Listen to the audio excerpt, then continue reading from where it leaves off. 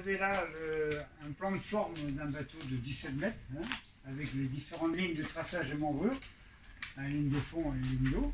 Et ici, l'ensemble des membrures retranscrits suivant les différentes lignes et points qui est retranscrit pour vous donner les formes de membrures. Ensuite, une fois que vous avez tracé l'ensemble des membrures, suivant le plan de base que vous avez bien voulu faire, vous avez les lignes transversales qui, elles, vont vous donner les équerrages, c'est-à-dire l'angle de chaque membrure, hein, parce qu'il y a un angle, que ce soit sur la partie avant ou la partie arrière. En général, on part toujours du mètre au bout, c'est-à-dire la partie largeur du bateau, hein, pour venir en maigre ou en plus pour la partie arrière. Hein. Voilà. Alors cet ensemble va vous permettre une fois que vous avez pris toutes les cotes des membrures dans le sens de sa largeur et un peu de hauteur, mais là vous les avez déjà retracés, vous allez retracer tout ça au plan à l'échelle 1 pour créer des membrures qui vont vous permettre après de reproduire un nombre de bateaux indéfini. Alors dans les gabarits, ça s'appelle un gabarit. Hein.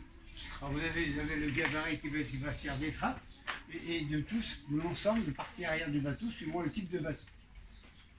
Bien entendu, avant aussi de faire ce plan, vous pouvez aussi bien faire une maquette qui est faite à différentes échelles, hein, et qui, elle, justement, va vous donner encore toute précision pour établir ce plan définitif. Et aussi, quand sont conçues ces maquettes, elles sont conçues avec différents éléments, c'est-à-dire que chaque élément de cette maquette correspond à ces lignes que vous avez ici. Hein.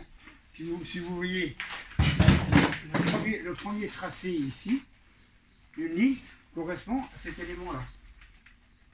Et vous allez les rajouter, et ensuite, il va vous permettre de développer et de faire votre plan, et bien entendu, pour pouvoir le mettre en application, ben, il faut le faire à l'échelle 1, bien entendu, pour avoir la précision, parce que ces gabarits vont vous servir, bien entendu, à faire le traçage après sur les différents plateaux de bois, hein, que ce soit pour les traves, les bordées, les membrures et autres. Hein, voilà. C'est ce qui est le plus important. Alors, on a bien dit, on peut faire la maquette, on la démonte, on la trace papier, on apporte les corrections sur les différentes lignes, hein, c'est du 3D, au fait c'est du 3D, et ensuite ben, on reprend toutes les dimensions, toutes les cotes, pour le faire à l'échelle 1, pour pouvoir faire les gabarits, qui permet aussi après de faire ben, une série de bateaux.